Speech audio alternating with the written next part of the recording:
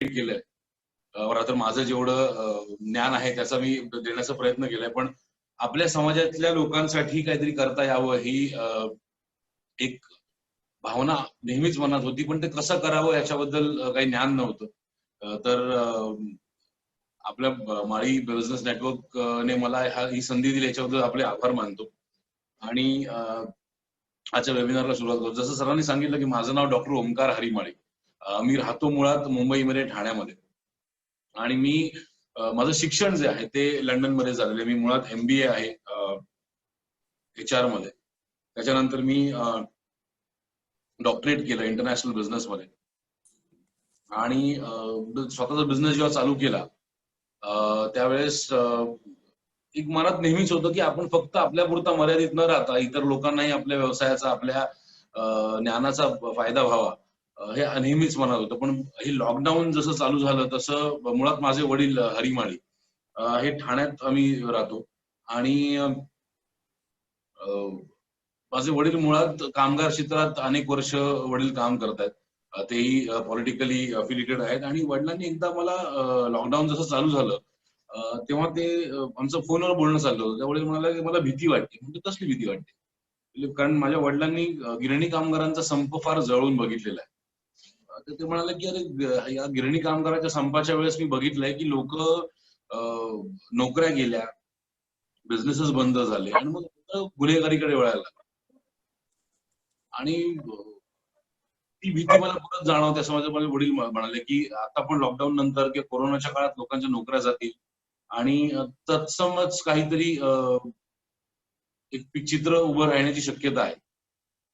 तर ही गोष्ट डोक्यात अशी वाजत होती की काय करता येईल, की वडील जे म्हणतात ते 100% बरोबरच आहे की लोक, आपली मुलं गुन्हेगारीकडे वळण्याची शक्यता आहे, गँगवॉर्सकडे वळण्याची शक्यता. तर काय करता येईल या अनुषंगाने विचार करत असताना असा मनात विचार आला की आपण एक काहीतरी छोटीशी एक ऑर्गनायझेशन चालू करूया की ज्यातनं नवीन युवक युवती स्वतःचा व्यवसाय चालू करू शकतील. आणि म्हणून 1 मेला उद्यमी महाराष्ट्र नावाने मी एक संस्था म्हणा, चळवळ म्हणा चालू केली. ज्याच्यामध्ये पहिल्या फेज मध्ये साधारणपणे 1465 नवीन युवक युवती कनेक्ट झाले. आणि त्यातले साधारणपणे 62 युवकांनी स्वतःचा व्यवसाय चालू केला. आणि मग तो सिलसिला एक सहज काहीतरी चालू करू करत म्हणता म्हणता ते त्याला रूप येत गेलं. फार मोठा काळ नाही झाला, एक 4-5 महिन्याचाच काळ झालाय. पण आतापर्यंत माझ्या बरोबर महाराष्ट्रातल्या मराठी युवक युवतींनी मिळून जर बघायला गेलं साधारणपणे 950 युवक युवतींनी स्वतःचा व्यवसाय महाराष्ट्रातल्या वेगवेगळ्या जिल्ह्यांमध्ये, वेगवेगळ्या भागांमध्ये चालू केलेला आहे. आणि ह्याच्यातनं एक लक्षात आलं की हे जे नेहमी म्हटलं जातं ना की मराठी माणूस व्यवसाय करू शकत नाही, हे वाक्य मला नेहमी शिवी सारखं वाटायचं. पण त्याला आता छेद देण्याच्या हिशोबाने त्याला एक उत्तर म्हणून उद्यमी महाराष्ट्र खूप चांगलं काम करतंय असं मला तरी वाटतं स्वतःला. आणि अनेक युवक युवती त्यातनं चालू करतात. तुम्हाला जर माझे व्हिडिओज बघायचे असतील, मला जर फॉलो करायचं तर ओमकार हरिमाळी या नावाने युट्यूब चॅनल पण आहे आणि याच नावाने फेसबुक पण आहे. गुगलवर जाऊन ओमकार हरिमाळी टाकलं तर आपल्याला त्याच्याबद्दल माहिती मिळेल. आता मुळात आजच्या विषयाकडे वळूया, एक्सपोर्ट इम्पोर्ट विषयाच्या बाबतीत. तर आजच्या जो काय आपल्याकडे 1-1.5 तास आहे त्या वेळामध्ये मी आपल्याला एक्सपोर्ट इम्पोर्ट इंडस्ट्रीमध्ये येण्यासाठी काय अपॉर्च्युनिटीज अवेलेबल आहेत. एक मराठी युवक म्हणून, एक माळी समाजातला युवक म्हणून, शेती करत असाल, कुठेतरी नोकरी करत असाल, कुठेतरी काय म्हणतात शिक्षक असाल किंवा शिक्षण घेत असाल किंवा हाऊस वाईफ असाल, आपण ज्या कुठल्या फील्डमध्ये काम करत आपण हे करत असताना एक प्रत्येकाची एक सुप्त इच्छा असते की मला माझा व्यवसाय सुरू करायचा. पण एक्सपोर्ट इम्पोर्टचा व्यवसाय म्हटलं की काही ठराविक प्रश्न प्रत्येकाच्या मनात नेहमीच राहिलेले. हे मी बघितलंय जवळून. म्हणजे मी जेव्हा सुरू केलं अगदी 11-12 वर्षापूर्वी, तेव्हा पण माझ्या मनात हे प्रश्न होते जे कदाचित आज आपल्यापैकी अनेक लोकांच्या मनात असतील. आम्ही आता मगाशी इंट्रोडक्शन ऐकत होतो तर मी ऐकत होतो की अनेक लोक आहेत की जे स्वतः ऑलरेडी एक्सपोर्ट करतायत आणि काही लोक आहेत की जे लोक एक्सपोर्ट इम्पोर्ट इंडस्ट्रीमध्ये येऊ इच्छितात. पण एक्सपोर्ट इम्पोर्ट इंडस्ट्रीमध्ये येण्यापूर्वी जे काही प्रश्न असतात प्रत्येकाच्या मनात, त्यातले 4 प्रश्न मला वाटतं जे कॉमनली येतात. म्हणजे मी जसं म्हणलं की मी आतापर्यंत भारतभरात 11,000 पेक्षा जास्त युवकांना seminars through, webinars through, workshop through भेटलेलो आहे, बोललेलो आहे. तर त्यातले कॉमन जे प्रश्न आहेत, जो सगळ्यात पहिला प्रश्न जो येतो, तो प्रश्न येतो की एक्सपोर्ट इम्पोर्ट इंडस्ट्रीमध्ये काम करत असताना मला इंग्लिश किंवा एखादी फॉरेन लँग्वेजची माहिती असणं गरजेचं आहे. दुसरा प्रश्न येतो की एक्सपोर्ट इम्पोर्ट इंडस्ट्रीमध्ये काम करत असताना मला डॉक्युमेंटेशन खूप करावं लागतं, कारण डॉक्युमेंटेशनची भीती अनेक लोकांच्या मनात असते, माझ्याही मनात आहे. तिसरा एक प्रश्न येतो की एक्सपोर्ट इम्पोर्ट इंडस्ट्रीमध्ये काम करत असताना म्हणजे आपल्या सगळ्यात जिव्हाळ्याचा विषय असतो तो म्हणजे इन्व्हेस्टमेंट खूप लागते का, कारण इन्व्हेस्टमेंट नाही म्हणून व्यवसाय चालू करता येत नाही असा मोठा वर्ग मी आजपर्यंत भेटलेलो. म्हणजे माणसामध्ये स्पार्क असते, त्यांची इच्छा असते, पण पैसे नाहीये, भांडवल नाहीये, त्यामुळे मी एक्सपोर्ट इम्पोर्ट इंडस्ट्रीमध्ये कुठल्याही बिझनेसमध्ये येऊ शकत नाही किंवा येण्याची ताकद नाही. आणि चौथा प्रश्न येतो तो म्हणजे एक्सपोर्ट इम्पोर्ट इंडस्ट्रीमध्ये काम करत असताना पैसे बुडतात. तर माझ्या मते या पूर्ण सेशनची सुरुवात करण्यापूर्वी या प्रश्नांची उत्तरं देणं मला बंधनकारक वाटतं.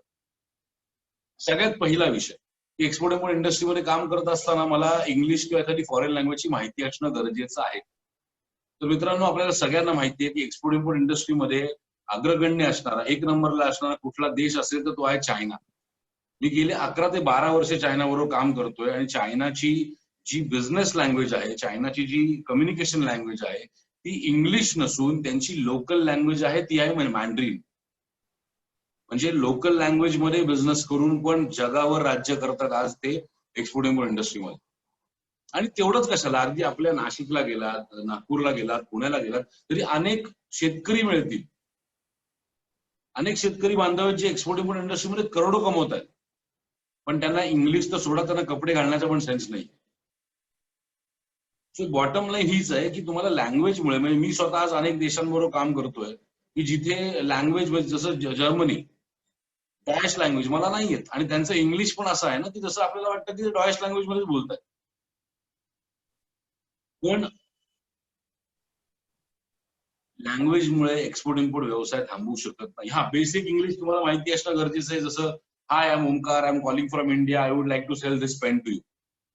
इतकं इंग्लिश आय थिंक आपल्यापैकी प्रत्येक जण बोलू शकतो. आणि बाकीचं जे काय कम्युनिकेशन आहे त्याच्यासाठी गुगलचे खूप चांगलं टूल आहे, ज्याचं नाव आहे गुगल ट्रान्सलेट. गुगल ट्रान्सलेट ज्याच्यात तुम्ही कुठल्याही भाषेतनं कुठल्याही भाषेमध्ये ट्रान्सलेट करू शकता.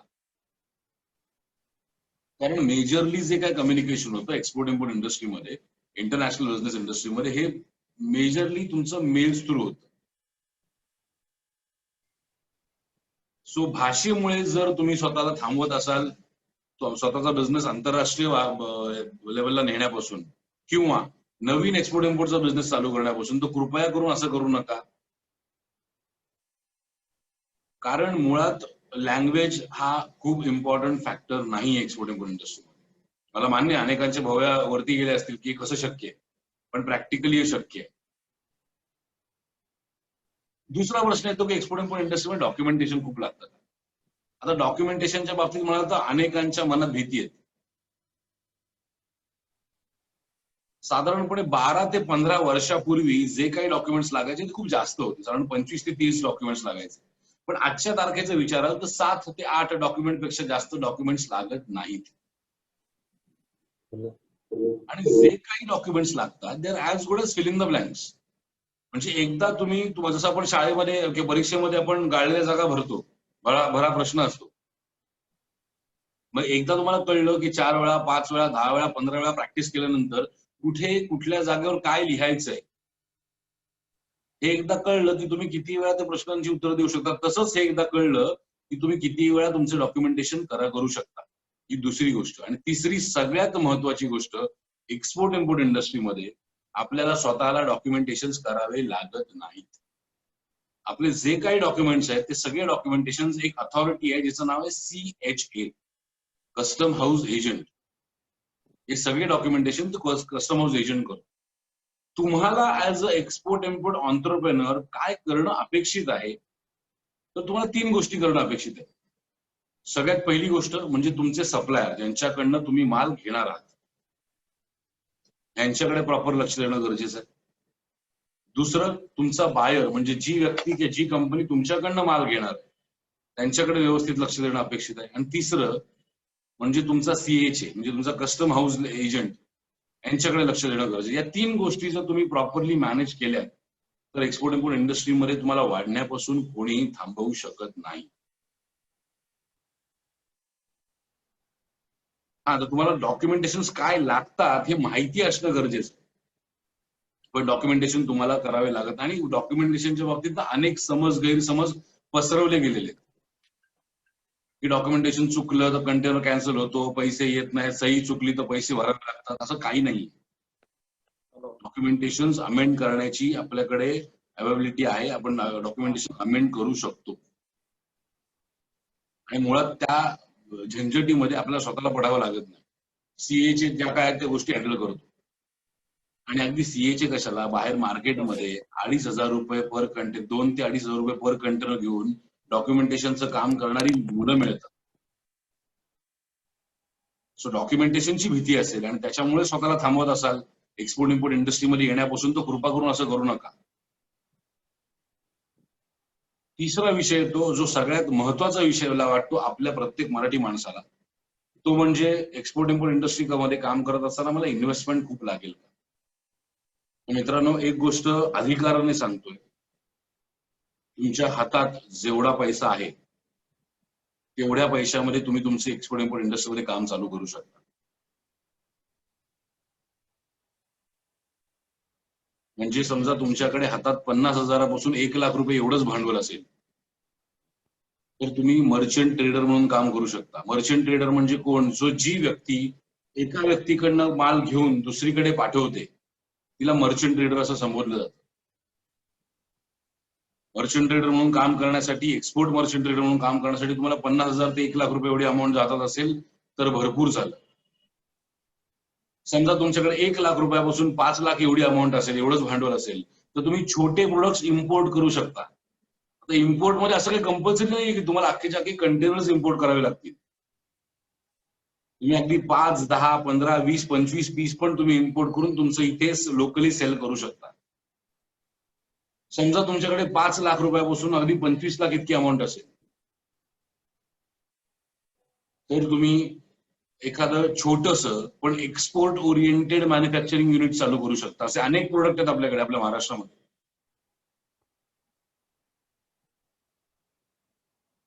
जे आपण छोटस मॅन्युफॅक्चरिंग युनिट चालू करून एक्सपोर्ट करू शकतो.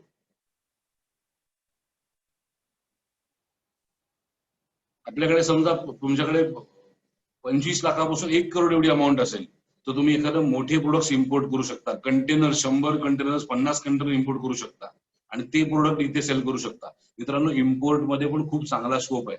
म्हणजे मी जसं म्हणलो की मी इम्पोर्ट करतो तर मी हँड्स फ्री, जे वायरचे जे हँड्स फ्री असतात ते इम्पोर्ट करतो. म्हणजे जे अगदी आपल्या रस्त्यावर 100-150 रुपयाला मिळतात ना हँड्स फ्री, ते इम्पोर्ट करतो. जे प्रोडक्ट आपल्याला रस्त्यावरती 100 किंवा 150 रुपयाला मिळतं त्याची लँडेड कॉस्ट तुम्ही जर ऐकाल तर हैराण व्हाल. त्या प्रोडक्टची लँडेड कॉस्ट चायनावरनं भारतामध्ये आहे 7 रुपये, फक्त आणि फक्त 7 रुपये. आणि मी बिहार, झारखंड आणि पंजाब या 3 मार्केट्सला प्रोडक्ट सेल, इकडे तिकडे माझे एजंट्स आहेत त्यांना ते प्रोडक्ट पाठवतो आणि त्यांना मी विकतो 35 रुपये. म्हणजे इम्पोर्ट मध्ये पण मार्जिन्स अवेलेबल आहेत. पण मला विचारायला काय करणं आवडतं की काय करणं चांगलं, तर माझं म्हणणं एक्सपोर्ट. आणि आपण जेव्हा एक्सपोर्ट करतो तेव्हा बाहेरच्या देशातला पैसा आपण आपल्या देशात आणतो आणि आपल्या देशाची GDP वाढवायला मदत करतो. त्यामुळे मी नेहमी म्हणतो की देशसेवा आणि भरपूर सारा पैसा एकच कुठल्या तरी बिझनेसमध्ये मिळत असेल तर तो म्हणजे एक्सपोर्ट इम्पोर्ट. पण आपण अनफॉर्च्युनेटली आपण सरहद्दीवरती जाऊन लढू शकत नाही, पण आपण बाहेरच्या देशातला पैसा आपल्या देशात आणून आपल्या भारत मातेची सेवा ही फिनान्शियल मॅनर मध्ये करू शकतो.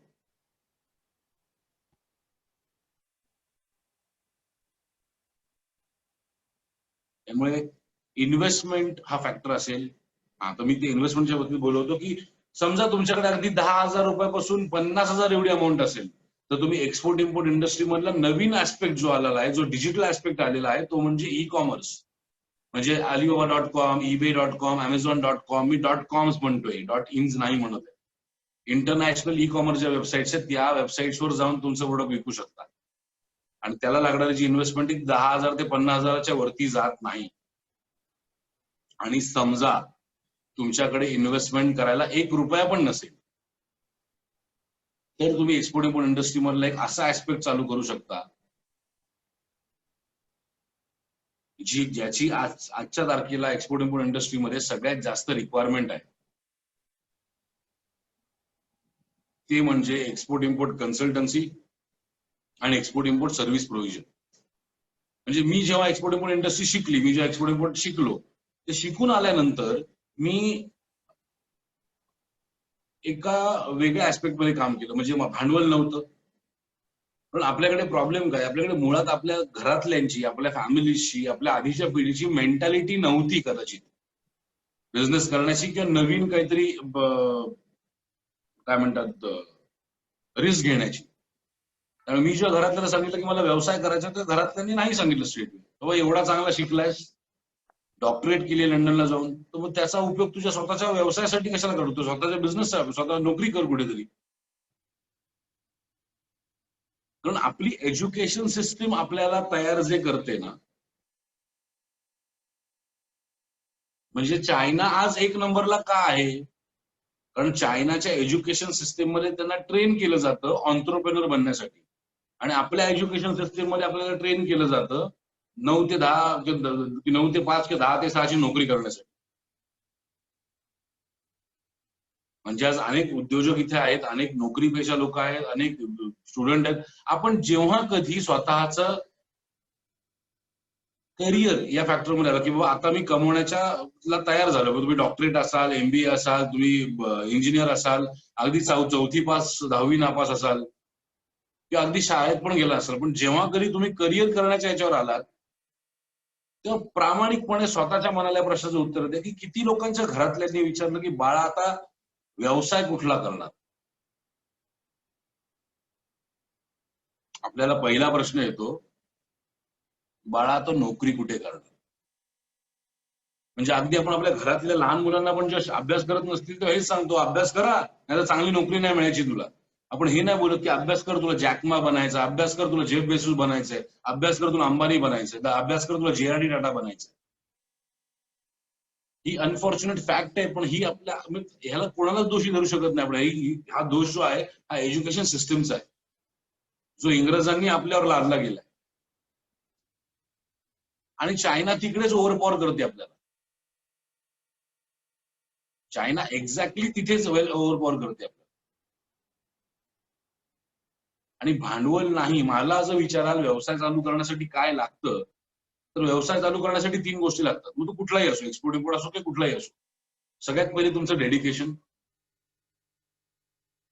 सगळ्यात दुसरं म्हणजे तुमची कन्सिस्टन्सी, आणि सगळ्यात तिसरं म्हणजे तुमचं नेटवर्किंग पॉवर. भांडवल हा सगळ्यात पुढचा भाग आला.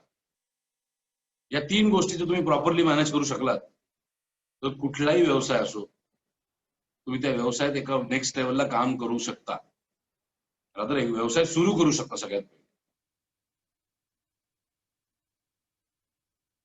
तर एक्सपोर्ट इम्पोर्टच्या इन्व्हेस्टमेंटच्या बाबतीतली जर भीती असेल, तर मुळात आता मी सांगतो मी काय केलं. तर मी बेसिकली जसं शिकून आलो, तर मला भांडवल नव्हतं हातात, त्यामुळे सगळ्यात पहिले काय केलं, तर अनेक शेतकऱ्यांना जाऊन भेटलो. तिथे लक्षात आलं की बाबा आपल्याकडे हा मोठा वर्ग आहे शेतकऱ्यांचा, की जिथे मला माहितीये की मी काहीतरी पीक काढतोय, मला माहितीये मी काहीतरी मॅन्युफॅक्चर करतोय, पण माझा माल दुसरा कोणतरी घेऊन एक्सपोर्ट करतोय. हा वर्ग फार मोठा आहे आपल्याकडे. पण मग मी त्या शेतकऱ्यांना विचारलं की तुम्ही स्वतःचं का नाही चालू करत, तर मला उत्तर की अरे आम्हाला माहित नाही कसं करायचं, काय करायचं माहित नाही. मग त्यांना सांगितलं सगळ्यात पहिले तुम्ही तुमचे रजिस्ट्रेशन करून घ्या. आता रजिस्ट्रेशनच्या बाबतीत एखादं एक्सपोर्ट इम्पोर्ट ऍग्रिकल्चर मध्ये समजा करायचं असेल की कुठल्या इंडस्ट्रीमध्ये काम करायचं असेल, तर रजिस्ट्रेशनसाठी तुम्हाला काय काय लागतं, ते कंपनी लागते, मध्ये प्रायव्हेट लिमिटेड असो, प्रोप्रायटरशिप असो की कुठलीही असो. नंतर तुम्हाला लागतं तुमचं इम्पोर्ट एक्सपोर्ट लायसन्स, नंतर तुम्हाला लागतं तुमचं पोर्ट रजिस्ट्रेशन, म्हणजे ज्या कुठल्या पोर्टवरून तुम्ही तुमचा माल पाठवणार असाल त्या पोर्टवर तुमचं रजिस्ट्रेशन करावं लागतं. नंतर लागतं तुमचं फायटोसॅनिटरी रजिस्ट्रेशन, आणि नंतर लागतं तुमचं RCMC, म्हणजे ज्या कुठल्या इंडस्ट्रीमध्ये काम करणार असेल त्या इंडस्ट्रीचं एक रजिस्ट्रेशन असतं. मग ते ऍग्रिकल्चर असो, फार्मास्युटिकल असतो की कुठलाही असो, त्या RCMCचं रजिस्ट्रेशन लागतं. आता मी त्या शेतकऱ्यांना सांगितलं बाबा तुम्ही दोघं तुमचं लायसन्स काढून घ्या. त्याच दरम्यान मला नाशिकमधले एक शेतकरी भेटले. ते मला म्हटलं की साहेब आता आमचं एक्सपोर्ट इम्पोर्ट लायसन्स तर आहे काढलेलं. म्हटलं साहेब किती खर्च केला लायसन्स काढायला?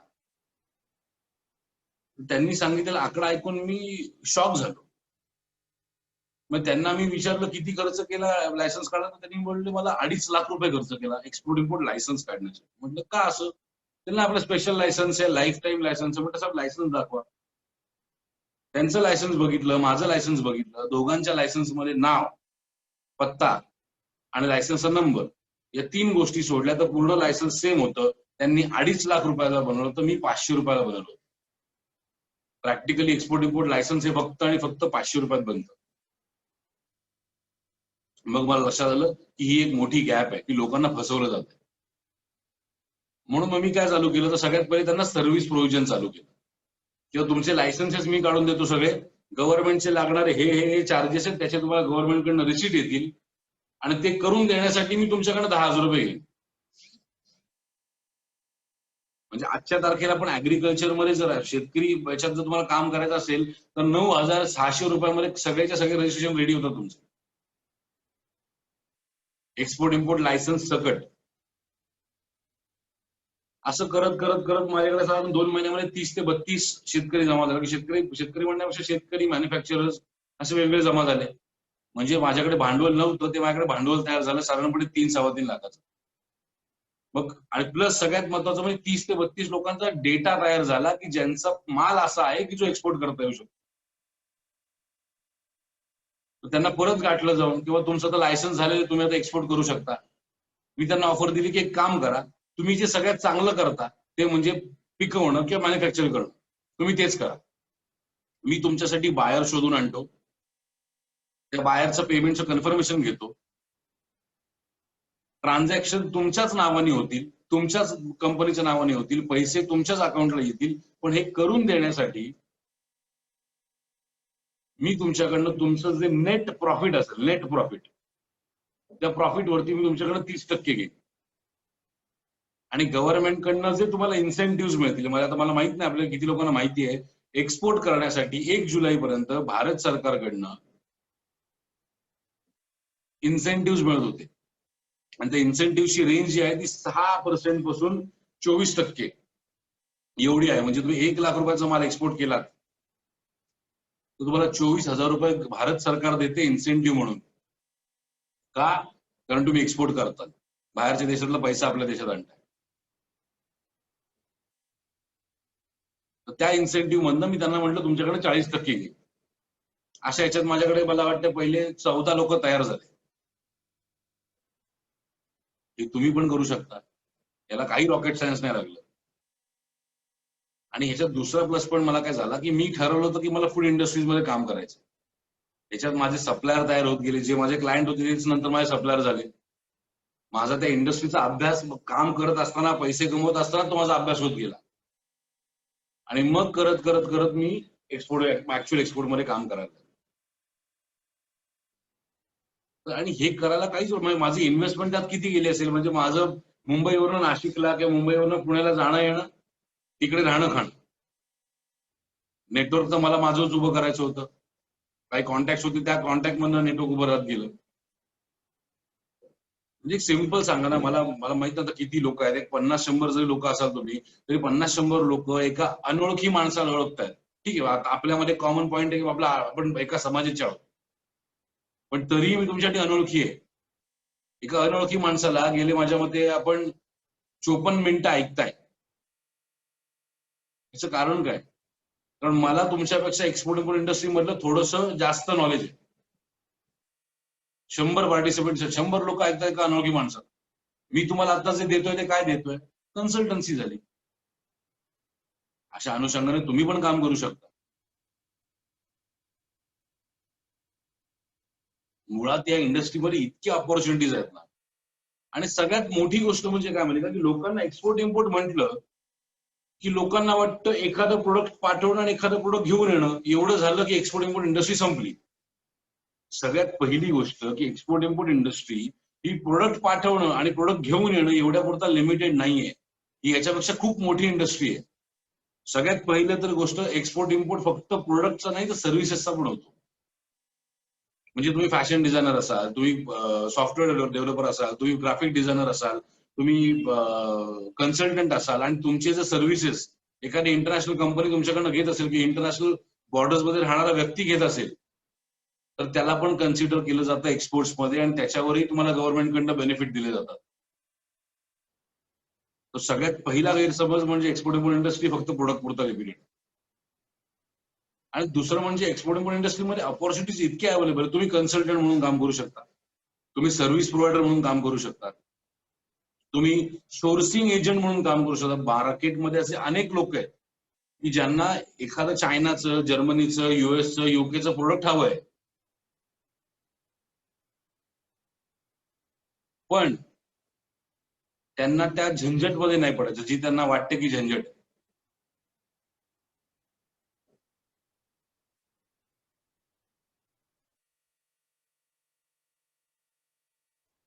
माझा आवाज येत नाहीये का? सर परफेक्टली येतो आपला आवाज. आवाज येतोय का माझा? यस सर परफेक्टली आवाज येतोय सर, नो इश्यूज. डॉक्टर साहेब, हॅलो. आता मेसेज आला की आवाज येत नाही म्हणून म्हटलं. तर त्यांना त्या झंझटीमध्ये नाही पडायचं म्हणून मग ते काय करतात, ते कोणतरी एक एजंट बघतात, तो एजंट त्यांचा सोर्सिंग एजंट होतो. तर तुम्ही त्या पद्धतीने काम करू शकता. तुम्ही समजा भारताच्या बाहेर असाल तर इकडच्या तुम्ही शेतकऱ्यांबरोबर इकडच्या लोकांबरोबर कनेक्ट करून त्यांना मदत करू शकता, तिकडच्या बायर जेन्युन आहेत की नाही चेक करण्यासाठी. कारण इथे सगळ्यात मोठा प्रॉब्लेम लोकांमध्ये काय येतो की बायर जेन्युन आहे की नाही, किंवा तिकडे त्या लोकांना, जसं मी केलं, मी मार्केटिंग एजंट म्हणून काम चालू केलं थोडक्यात.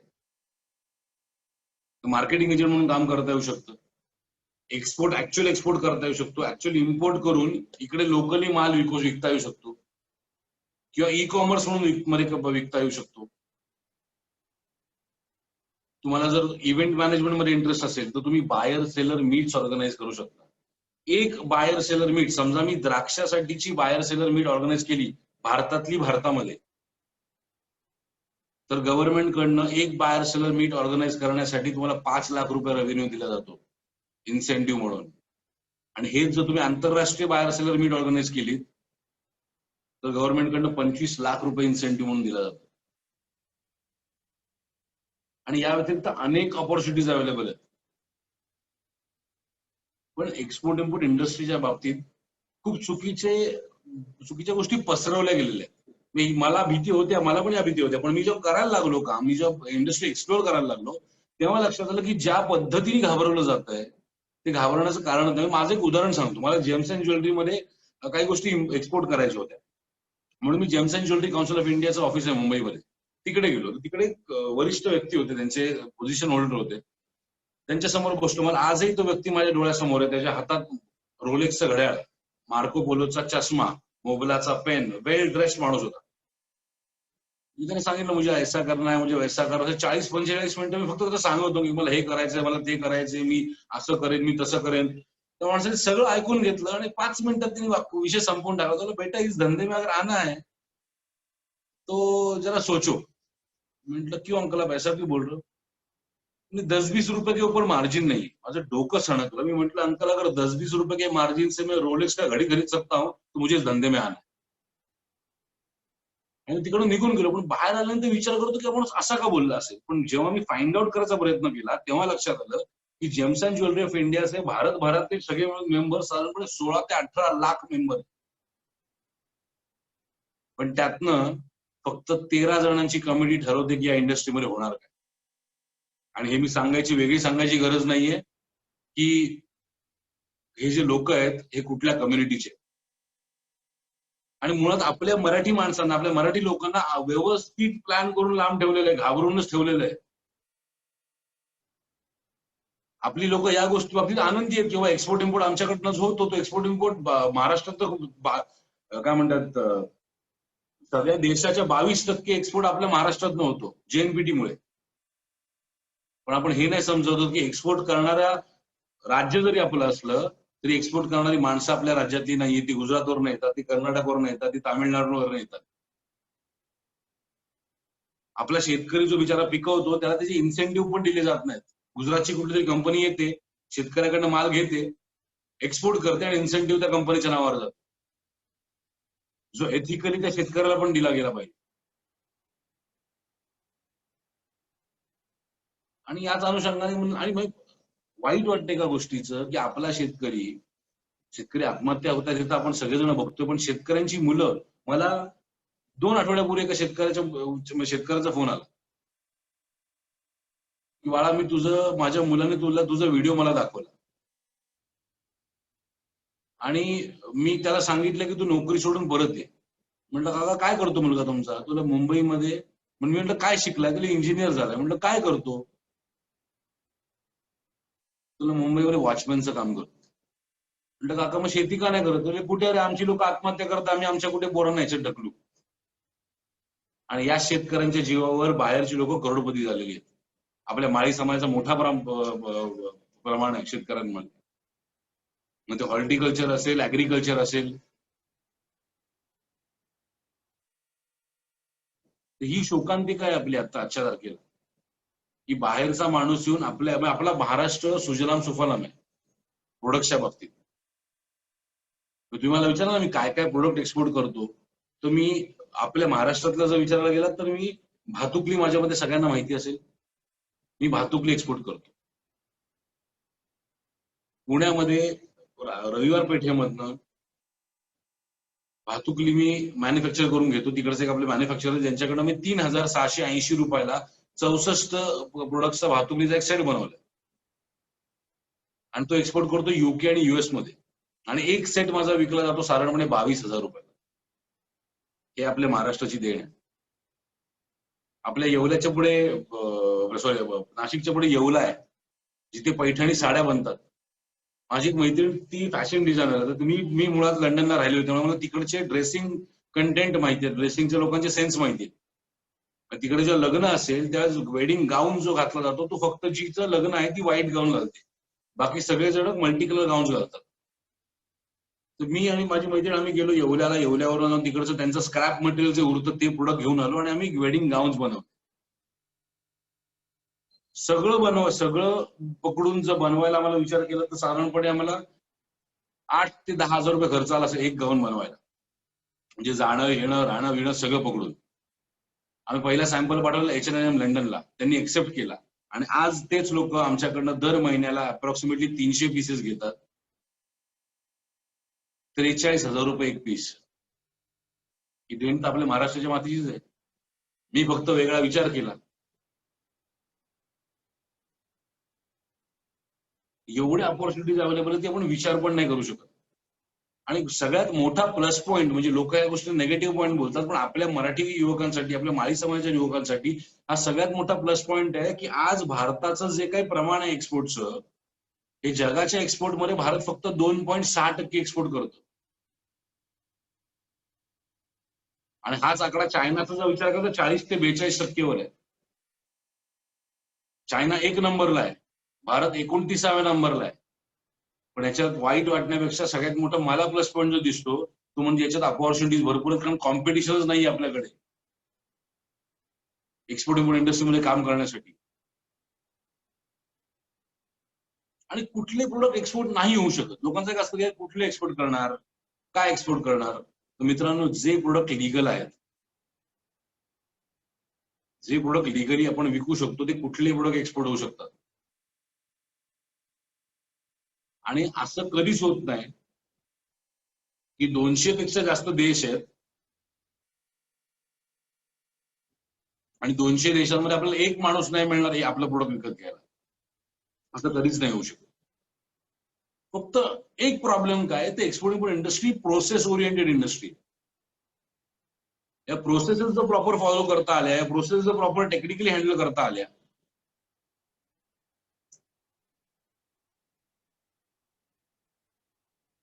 तर आपण एक्सपोर्ट इम्पोर्ट इंडस्ट्रीमध्ये चांगल्या प्रमाणात वाढू शकतो. कुठले प्रोडक्ट एक्सपोर्ट होतात, कसे एक्सपोर्ट होतात, तर मी एक प्रोसेस फ्लो सांगतो. एक्सपोर्ट इम्पोर्ट इंडस्ट्रीमध्ये जर तुम्हाला काम करायचं असेल, एक्सपोर्ट इम्पोर्ट इंडस्ट्रीमध्ये तुम्हाला शिकायचं असेल, की एक्सपोर्ट इम्पोर्ट इंडस्ट्रीमध्ये तुम्हाला एंट्री करायची असेल, तर तो प्रोसेस फ्लो कसा झाला पाहिजे. जर पेन अँड पेपर हँडी असेल तर 8 पॉईंट्स आहेत. 8 पॉईंट मध्ये तुम्हाला इंडस्ट्रीमध्ये काम करण्याचे A to Z पॉईंट तुम्हाला सांगतो. सगळ्यात पहिली गोष्ट, एक्सपोर्ट इम्पोर्ट इंडस्ट्रीमध्ये काम करत असताना कम्प्लीट इंडस्ट्रीचं नॉलेज घेणं, कम्प्लीट इंडस्ट्री समजून घेणं.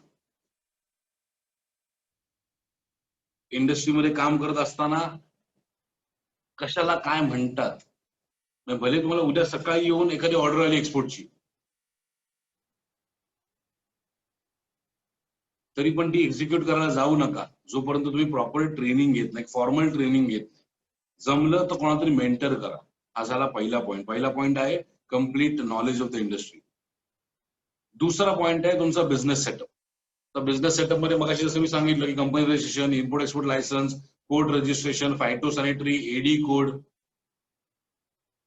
तुमची जमल्यास वेबसाईट. हा झाला तुमचा बिझनेस सेटअप. तिसरा पॉईंट येतो तो म्हणजे प्रोडक्ट सिलेक्शन. तुमचं प्रोडक्ट सिलेक्शन म्हणजे मी नेहमी म्हणतो की तुम्हाला तुमचं प्रोडक्ट इतकं माहिती असणं गरजेचं जितकं एखाद्या आईला तिचं बाळ माहिती असतं. प्रोडक्टची इन डिटेल, इन डेप्थ, कारण त्याच्याशिवाय तुम्ही विकू शकत नाही. जोपर्यंत तुम्हाला प्रोडक्ट तुमचं कळत नाही, जोपर्यंत तुम्हाला तुमचं प्रोडक्ट इन अँड आउट माहित नसेल, तोपर्यंत तुम्हाला तो कन्व्हिक्शनच येणार नाही एखाद्या अशा माणसाला विकायला प्रोडक्ट ज्याला तुम्ही कधी बघितलं पण नाही. त्याच्यानंतर चौथा पॉईंट येतो मार्केट सिलेक्शन. कुठलंही प्रोडक्ट उचललं आणि विश्वची माझं घर करून कुठल्याही देशात विकायला गेलो असं होत नाही. प्रत्येक देशाची रिक्वायरमेंट्स असतात, प्रत्येक प्रोडक्टचे त्या त्या देशांप्रमाणेचे नॉर्म्स असतात, आणि प्रत्येक प्रोडक्टचा एक लॉन्चिंग पिरियड असतो. म्हणजे फॉर एक्झाम्पल माझं एक अजून प्रोडक्ट आहे ते म्हणजे फ्रोझन फ्रेंच फ्राईज. आपण जे मॅकडॉनल्ड्स मध्ये फ्रेंच फ्राईज खातो ते फ्रेंच फ्राईज. आता ते प्रोडक्ट मी जर कधी कुठे विकायला गेलो तर मला कदाचित विकलं जाणार आहे. आता मी ज्या देशांना केटर करतो ते मेजरली मुस्लिम कंट्रीज आहे. त्यामुळे मला माहिती आहे की मला ईदच्या आधी 3 महिन्यापासून मला माझ्या प्रोडक्टचं मार्केटिंग तिकडे करायला सुरुवात करायची, म्हणजे मला रिक्वायरमेंट चांगली होईल आणि सुरुवातीच्या काळातच मला बिझनेस चांगला मिळेल. दुसरं एक उदाहरण द्यायचं झालं ते म्हणजे समजा तुमच्याकडे प्रोडक्ट आहे पोर्क. पोर्क माझ्या मध्ये सगळ्यांना माहिती आहे, डुक्कर जो खाल्ला जातो, आणि समजा तुम्ही तो विकायला जात असाल पाकिस्तानमध्ये, कोण विकत घेणार तुमच्याकडनं? त्यामुळे योग्य प्रोडक्ट बरोबर योग्य टार्गेटेड मार्केट मिळणं पण गरजेचं आहे. आणि हे फाइंड आउट कसं करायचं याची एक प्रोसेस आहे. टार्गेटेड मार्केट नंतर तुम्हाला तिकडचे बायर्स कसे शोधायचे. आता बायर्स शोधण्यासाठी एक सगळ्यात सोपा आणि सगळ्यात इफेक्टिव्ह मार्ग कुठला असेल तर इंडियन एम्बसी. म्हणजे तुम्हाला माहिती असेल, आता जे लोक ऑलरेडी एक्सपोर्ट्स मध्ये त्यांना माहिती असेल कदाचित ते लोक हाच फॉर्मॅट यूज करत असतील नसतील मला माहित नाही, पण जर असतील तर त्यांच्यासाठी एक सजेशन देतो. एक मोठा प्रश्न येतो की बायर कसे मिळणार. तर प्रत्येक देशामध्ये एक इंडियन एम्बसी आहे. समजा तुम्ही तुमचं प्रोडक्ट आहे पेन्सिल्स आणि समजा तुमचं टार्गेटेड मार्केट आहे मॉरिशस, गुगल करा इंडियन एम्बसी इन मॉरिशस, त्याची वेबसाईट येईल. वेबसाईट आल्यानंतर वेबसाईटवर क्लिक करा आणि कॉन्टॅक्ट डिटेल्स मध्ये जा. कॉन्टॅक्ट डिटेल्स मध्ये गेल्यानंतर त्यांच्या ट्रेड किंवा कॉमर्स या दोनपैकी कुठल्याही एका वेबसाईटवर कुठल्या एका ईमेल आयडी वरती एक मेल करा की सिंपल फॉर्मॅट मध्ये सांगतो, वी कॉमा, समजा तुमच्या कंपनीचं नाव आहे ABC international, we comma ABC international are exporters of pencils from India. We would like to start our business relationship with companies in काय म्हणतात तुमचं in Mauritius. Kindly help us with the list of importers in Mauritius.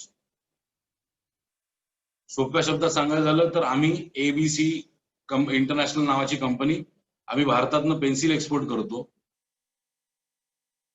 आम्हाला Mauritius बरोबर व्यवसाय सुरू करायचा आहे, Mauritius मधल्या कंपनीबरोबर व्यवसाय चालू करायचा आहे.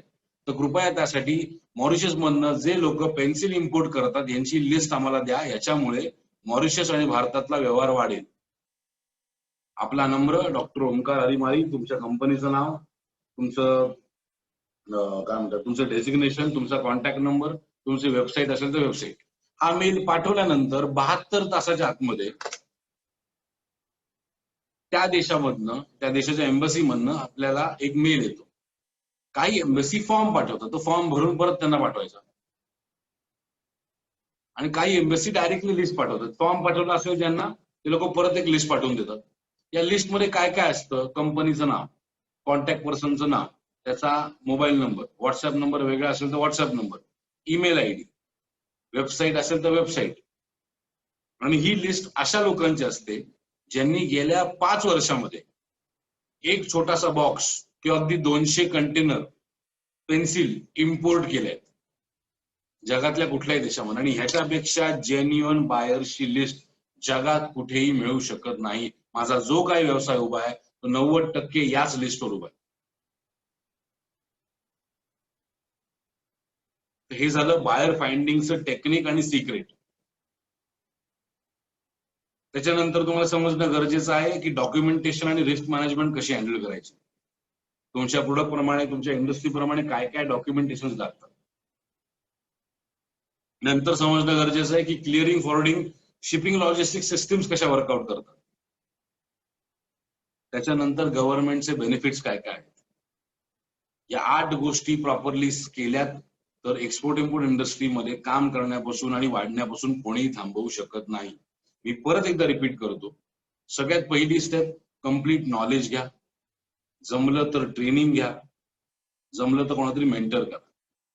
दुसरी step, complete business setup ready करा. तिसरी स्टेप, प्रोडक्ट सिलेक्शन करा. चौथी स्टेप, मार्केट सिलेक्शन करा. 5वी स्टेप, बायर्स बरोबर कम्युनिकेट करा, बायर्सची लिस्ट माहिती करून घेण्याचा प्रयत्न करा. 6वी स्टेप, डॉक्युमेंटेशन आणि रिस्क मॅनेजमेंट. 7वी स्टेप, क्लिअरिंग, फॉरवर्डिंग आणि शिपिंग लॉजिस्टिक सिस्टीम्स कशा वर्कआउट करतात ते समजा. आणि 8वी स्टेप, गव्हर्नमेंटचे काय काय बेनिफिट्स मिळतात हे समजून घ्या. या 8 स्टेप्स जर व्यवस्थित फॉलो केल्यात तर मित्रांनो, बिलीव्ह मी, तुम्हाला एक्सपोर्ट इम्पोर्ट इंडस्ट्रीमध्ये वाढण्यापासून आणि काम चालू करण्यापासून कोणीही थांबवू शकत नाही. आता भारतातनं कुठले प्रोडक्ट जास्त एक्सपोर्ट होतात? म्हणजे आपल्या राज्यात, आपल्या देशातनं 70 जो काही एक्सपोर्ट होतो त्याचा 70% एक्सपोर्ट हा एक क्युम्युलेटेड 5 राज्यांमधनं होतो. तेलंगणा, तामिळनाडू, कर्नाटक, गुजरात आणि महाराष्ट्र. आणि त्यातला सगळ्यात जास्त होतो तो म्हणजे महाराष्ट्रातनं, तो आहे 22.3% पूर्ण देशाच्या एक्सपोर्टचा. आणि कुठले प्रोडक्ट सगळ्यात जास्त एक्सपोर्ट होतात भारतातनं? सगळ्यात पहिलं होतं पेट्रो प्रोडक्ट्स. पेट्रो प्रोडक्ट्स मध्ये गव्हर्नमेंट आणि सेमी गव्हर्नमेंट बॉडीज इन्व्हॉल्ड आहेत. नंतर ऍग्रिकल्चर, आपलं ऍग्रिकल्चर, शेतीमालाचं पूर्ण भारताच्या एक्सपोर्टमध्ये कॉन्ट्रीब्युशन जे आहे ते 10% आहे. पण मला असं वाटतं की जेव्हा आपण क्लेम करतो की भारत हा कृषी प्रधान देश आहे, तर कृषी प्रधान देशाचं एक्सपोर्ट फक्त 10% असणं हे लज्जास्पद आहे.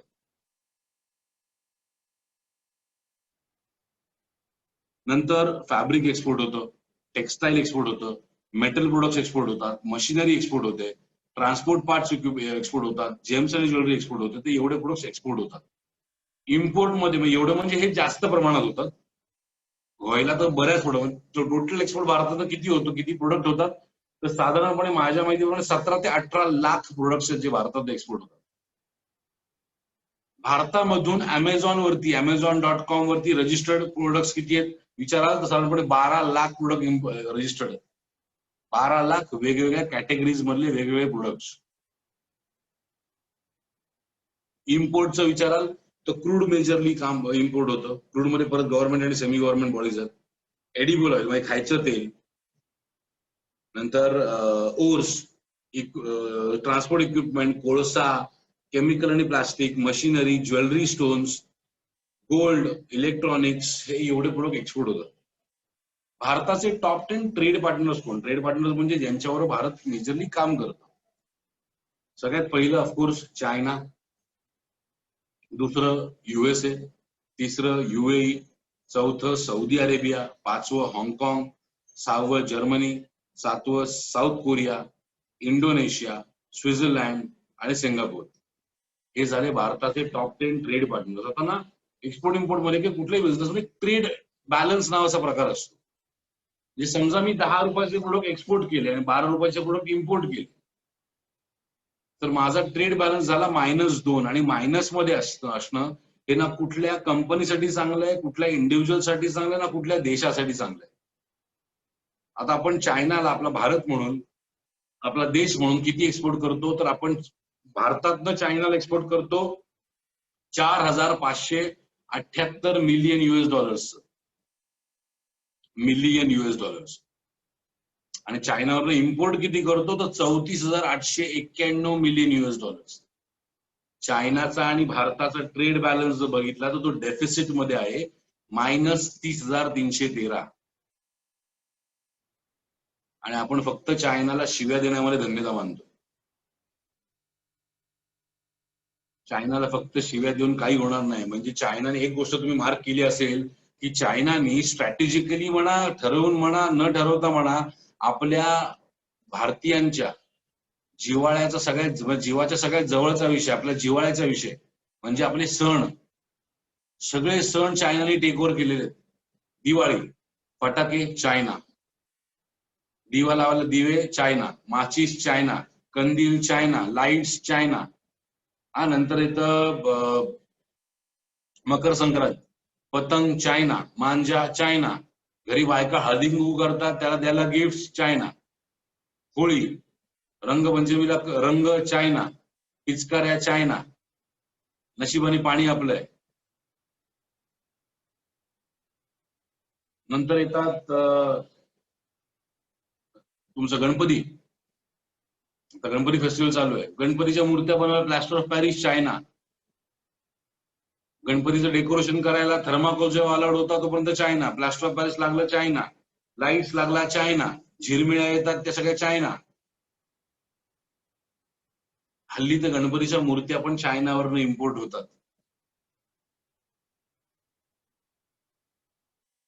आपल्या देशातला सगळ्यात मोठा सण, आपल्या निवडणुका, फ्लेक्सचे बॅनर चायना, फ्लेक्सची प्रिंटिंगची मशीन चायना, फ्लेक्सची इंक प्रिंटिंगची इंक चायना, झेंडे चायना, दांडे चायना, मफलरी चायना. मोदीजी जे कॅम्पेनिंग करताना एक मोठं कमळ लावतात ना इकडे प्लास्टिकचं, ते पण चायनावरनं इम्पोर्ट केलेलं आहे. एवढी आपली डिपेंडन्स आहे. आपण काय तर त्यांची 4 दुकानं फोडून आणि त्यांना शिव्या देऊन आपण धन्यता मानतो. मित्रांनो, आता आपण जे बसलो आहोत, जिथे कुठे ते बसलो, आपल्या अंगावर, आपल्या शरीरावर कमीत कमी 40% प्रोडक्ट चायनाचे असतील. मोबाईल, घड्याळ, चष्मा, वॉलेट, बेल्ट, चप्पल, अंडरगार्मेंट्स, हँड्सफ्रीज, लॅपटॉप्स, ते डायरेक्टली असो की इनडायरेक्टली असो, designed in USA but assembled in China.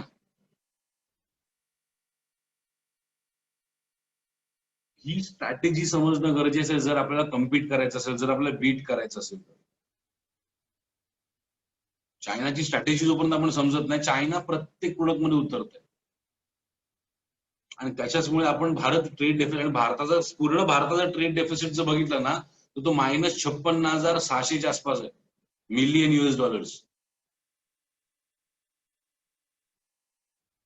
एवढा आपल्या भारताचा ट्रेड डेफिसिट कुठून वाढणार आहे? GDP कुठून होणार आहे? जनरेटिव्ह एम्प्लॉयमेंट कुठून येणार आहे? Foreign investments. आणि हे जोपर्यंत एक्सपोर्ट मध्ये लोक येत नाहीत जास्त, तोपर्यंत हे होणं शक्यच नाहीये. आणि करता येऊ शकतं का? तर मला वाटतं हो, करता येऊ शकतं. मॅक्सिमम लोक जेव्हा एक्सपोर्ट करायला लागतील त्यावेळेस आपला देश आपोआप वाढत जाणार.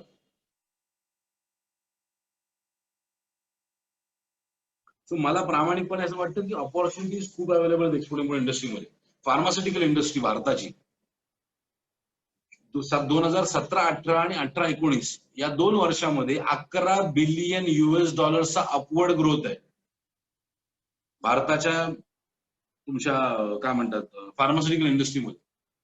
आणि मला प्रामाणिकपणे विचारलं तर मला असं वाटतं की जेव्हा कधी कोरोनाचं वॅक्सिन येईल, मग ते कुठल्याही देशाने बनव, त्याचं मॅन्युफॅक्चरिंग हब जे आहे ते भारतच बनणार. कारण आपल्याकडे असणारे इन्फ्रास्ट्रक्चर, आपल्याकडे असणारी स्किल्स इतर देशांमध्ये तेवढ्या मोठ्या प्रमाणात नाहीये. आणि आता तर आपल्याला एक्सपोर्ट मध्ये, मला विचारलं तर हा परफेक्ट टाइम एक्सपोर्ट इंडस्ट्रीमध्ये येण्यासाठी. कारण ऑलरेडी चायनाला लोक चारी बाजूने ठोकतायत. चायनाकडे ऑलरेडी चारी बाजूने लोक नेगेटिव्ह ऍस्पेक्टने बघतायत. आणि भारताकडे एक ऑप्शन म्हणून म्हणजे 2017 साली, कोरोनाच्या आधीचं बोलतोय, 2017 साली फोर्ब्स मॅगझिनचा एक सर्व्हे झाला होता. तो सर्व्हे असा होता की which country would you like to import from instead of China. चायनाच्या बदल्यामध्ये कुठल्या देशामध्ये तुम्हाला माल इम्पोर्ट करणं प्रेफरेबल आहे. आणि हा सर्व्हे झाला होता 180 देशांमध्ये आणि प्रत्येक देशातल्या टॉप 30 इम्पोर्टर्स बरोबर. आणि 36.73% वोट्स हे भारताला होते, जे सगळ्यात जास्त होते. म्हणजे जग आपल्याकडनं विकत घ्यायला तयार आहे, पण अनफॉर्च्युनेटली आपण अजून विकायला तयार नाही. त्यामुळे ही जर गॅप फिलअप करता येऊ शकली तर आपण मराठी म्हणून, आपण माळी समाज म्हणून, आपण महाराष्ट्र म्हणून, आपण देश म्हणून एक वेगळ्या लेवलला घेऊन जाऊ शकतो. आणि मित्रांनो, आपलं मी असं म्हणतो की हम लोग माली है, हम लोग तो बागबान है. हम लोग तो फूल भी खिलाएंगे और बगीचे भी लहराएंगे. आपल्या युवकांमध्ये, आपल्या माळी समाजाच्या युवकांमध्ये इतके सगळे पसरलेलो आहोत आपण, आणि इतके वेगवेगळ्या इंडस्ट्रीज मध्ये आहोत आपण. फॉर्च्युनेटली असं प्लॅटफॉर्म मिळतंय आपल्या समाजाचं, ही खूप मोठी गोष्ट आहे की आपण एकत्र येऊन काही गोष्टी करू शकतो.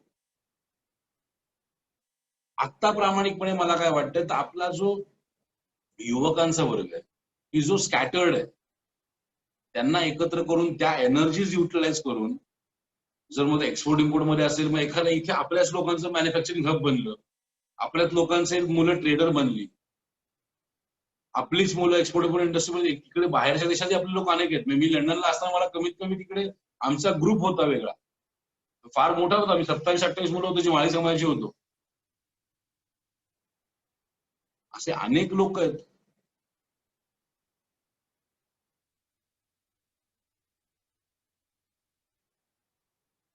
तर आपली, मी महाराष्ट्र देश या विषयावर बोलण्यापेक्षा आपल्या माळी समाजाचा जो नेटवर्क आहे, आज एक आपल्याकडे प्रॉब्लेम काय की आपण स्कॅटर्ड आहोत. आज डॉक्टर साहेबांसारखे व्यक्ती जे एकत्र आणतायत लोकांना, ते हे एकत्र येऊन अनेक वेगवेगळ्या संघटना आहेत, आपण जे एकत्र आलो तर एक्सपोर्ट इम्पोर्ट इंडस्ट्रीमध्ये फार मोठं काम करता येऊ शकतं आपल्याला. पण आपल्याकडे शेती करणारे पण व्यक्ती आहेत, आपल्याकडे शिकलेले युवक पण आहेत, शिकलेल्या युवती आहेत, इंटरनॅशनल वॉटर्स मध्ये आपले अनेक लोक आहेत. हा सगळे जर दुवे आपण कनेक्ट करत नेले ना, तर आपण गुजराती मारवाड्यांना पण कुठच्या कुठे मागे टाकू शकतो. आणि या कार्यासाठी जर काही माझ्याकडनं जे काही होऊ शकत, तर मी 100% पुढे आहे. आपल्या युवकांना शिकण्यासाठी, युवकांना आपलं कनेक्ट व्हायचं असेल, एक्सपोर्ट करायचं असेल, एक्सपोर्ट शिकायचं असेल, म्हणजे असंही ना, मी फक्त माळी समाज कशाला, मी महाराष्ट्रातल्या अनेक युवकांसाठी आता जे ट्रेनिंग प्रोग्राम करतो, आपण 15 दिवसाचा एक, मी थोडक्यात सांगतो, उद्योग महाराष्ट्रावर 15 दिवसाचा एक ट्रेनिंग प्रोग्राम केला जातो. त्याच्यामध्ये 15 दिवस ट्रेनिंग आणि नंतर त्यांचा एक्सपोर्ट होईपर्यंत 1 वर्षाचा त्यांना कम्प्लीट ऑनलाईन सपोर्ट प्रोव्हाइड केला जातो, ऍक्च्युअल फील्डवर काम करत असतात.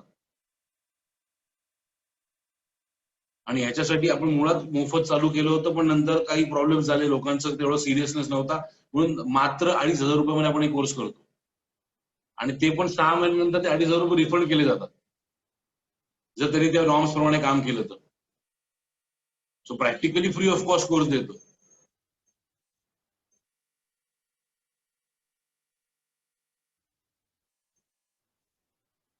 सो आपल्या समाजातल्या कुठल्या लोकांना, मुलांना कनेक्ट व्हायचं तर कृपा करून या, कनेक्ट व्हा. मी जो कोर्स देतो 2,500चा कोर्स, त्या कोर्सची फी बाहेर 25,000 ते 30,000 रुपये लोक घेतायत. आणि सगळ्यात महत्वाचं म्हणजे पूर्ण कोर्स मराठीतून असतो. भारतातला एकमेव, हे मी अभिमानाने माळी म्हणून सांगू शकतो की भारतातला एकमेव मराठी भाषेत चालणारा एक्सपोर्ट इम्पोर्टचा कोर्स हा ओंकार माळी देतो. आणि मी माझं त्या याचं एक स्टेटसच ठेवलेलं आहे की तुमची काम करायची तयारी असेल, तुमची मेहनत करायची तयारी असेल, तर तुमचा व्यवसाय सुरू करून देण्याची जबाबदारी माझी असेल. आणि 2,500 रुपये घेण्याचं कारण पण याचं आहे की लोकांना सिरियसनेस नसतो जोपर्यंत काही पेमेंट करत नाही. म्हणून मग त्यांना महिन्याचे टास्क दिले जातात. 6 महिने त्यांनी प्रॉपर काम केलं तर 2,500 रुपये रिफंड केले जातात. आणि ही एक चळवळ उभी केली. याला आपल्या माळी समाजाकडनं जो सपोर्ट मिळतोय मला तो खूप चांगला आहे. त्यामुळे त्यात अजून लोकांनी जोडावं, अनेक लोकांनी. आणि ज्यांना कोर्स करायचा असेल त्यांना मी एक नंबर देतो 9082511481. मी नंतर साहेबांकडे पाठवूनच त्याचे डिटेल्स, ते तुम्हाला शेअर करतीलच. या नंबरवरती कॉल करा, तुम्हाला डिटेल्स मिळून जातील. 9082511481.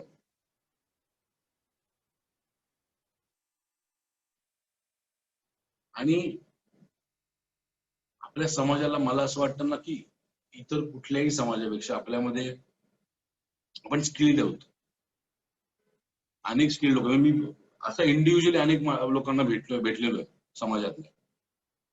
आणि कळतं काय काय वेगवेगळ्या पोझिशन्स आहेत. आपल्याकडे गव्हर्नमेंटमध्ये काम करणारी माणसं आहेत, आपल्याकडे IAS IPS लॉबी मधली लोक आहेत.